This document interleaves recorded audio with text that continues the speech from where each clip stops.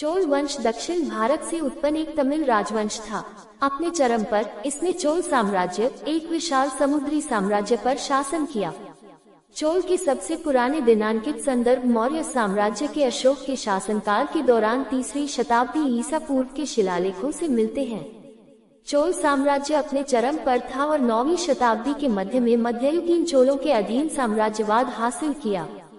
चेरा और पांड्या के साथ तमिलकम के 3 ताज पहने राजाओं में से एक के रूप में राजवंश ने 13वीं शताब्दी ईस्वी तक अलग अलग क्षेत्रों पर शासन करना जारी रखा। चोलों का गढ़ कावेरी नदी की उपजाऊ घाटी थी। 9वीं शताब्दी के उत्तरार्ध से लेकर 13वीं शताब्दी की शुरुआत तक अपनी शक्ति के चरम पर उन्होंने काफी बड़े क्षेत्र पर शासन किया। उन्होंने तुंगभद्रा नदी के दक्षिण में प्रायद्वीपीय भारत को एकीकृत किया और 907 और 1215 के बीच 3 शताब्दियों तक इस क्षेत्र को एक राज्य के रूप में रखा। राजा आए और उनके उत्तराधिकारियों राजेंद्र आए, राजाधिराज आए, राजेंद्र II, वीर राजेंद्र और कुलोथुंगा चोल आय के अधीन साम्राज्य दक्षिण एशिया और दक्षिण पूर्व एशिया में एक सैन्य, आर्थिक और सांस्कृतिक महाशक्ति बन गया। 7वीं शताब्दी से पहले चोलों के बहुत कम लिखित साक्ष्य मिलते हैं। शुरुआती चोलों के बारे में जानकारी के मुख्य स्रोत संगम काल से 600 BC का प्राचीन तमिल साहित्य, मौखिक परंपराएं, धार्मिक ग्रंथ, मंदिर और ताम्रपत्र शिलालेख हैं। बाद के मध्ययुगीन चोलों ने भी एक लंबी और प्राचीन वंशावली का दावा किया। चोलों का उल्लेख अशोक के शिलालेखों 273 BC 232 BC में अंकित में मौर्य साम्राज्य के दक्षिण में पड़ोसियों में से एक के रूप में किया गया है। अशोक प्रमुख रॉक एडिक्ट नंबर 1356 जो अशोक के अधीन नहीं होने के बावजूद उसके साथ मैत्रीपूर्ण शर्तों पर थे।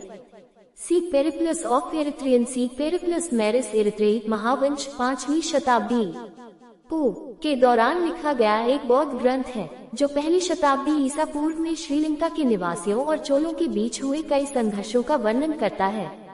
आमतौर पर माना जाने वाला दृष्टिकोण यह है कि चोल, चेर और पांड्या की तरह प्राचीन काल के शासक परिवार या कबीले का नाम है। व्याख्याकार परिमलाझगर ने कहा, प्राचीन वंश जैसे चोल, पांड्या और चेर के लोगों का दान उनके कम साधनों के बावजूद हमेशा उदार होता है। चोलों के लिए आम इस्तेमाल में आने वाले अन्य नाम हैं खोदना या चीरना और यह खुदाई करने वाले या भूमि पर काम करने वाले का विचार देता है। ये शब्द प्रायः नेदुन किल्ली, नालिन किल्ली इत्यादि जैसे प्रारंभिक चोल नामों का एक अभिन्न अंग बनता है, लेकिन बाद के समय में इसका प्रयोग लगभग बंद हो गया। वल्वन संभवतः वलम से जुड़ा है, उर्वरता और इसका अर्थ है उपजाऊ देश का मालिक या शासक। सेनवियन का अर्थ आमतौर पर शिबी का वंशज माना जाता है, एक महान नायक जिसका एक कबूतर को बाज के पीछा से बचाने में आत्म बलिदान प्रारंभिक चोल किंवदंतियों में शामिल है और बौद्ध धर्म की जातक कहानियों में शिबी जातक का विषय है। एक तमिल शब्दकोश में चोल का अर्थ सोझी या सही है जो पांड्या या पुराने देश की तर्ज पर एक नवगठित राज्य को दर्शाता है। चोलों का इतिहास 4 अवधियों में विभाजित है। संगम साहित्य में प्रारंभिक चोल, संगम चोलों के पतन और विजयालेख लगभग 848 के अधीन शाही मध्ययुगीन चोलों के उदय के बीच का अंतराल, विजयालय का राजवंश और अंततः 11वीं शताब्दी की 3री तिमाही से कुलोथुंगा चोल प्रथम का परवर्ती चोल राजवंश। Opening square bracket. संगम साहित्य में चोल राजाओं के बारे में ठोस साक्ष्य मौजूद हैं।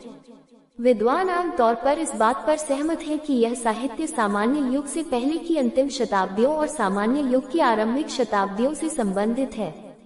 14 इस साहित्य का आंतरिक कालक्रम अभी भी तय नहीं हुआ है और वर्तमान में इस अवधि के इतिहास का कोई जुड़ा हुआ विवरण नहीं मिल पाया है।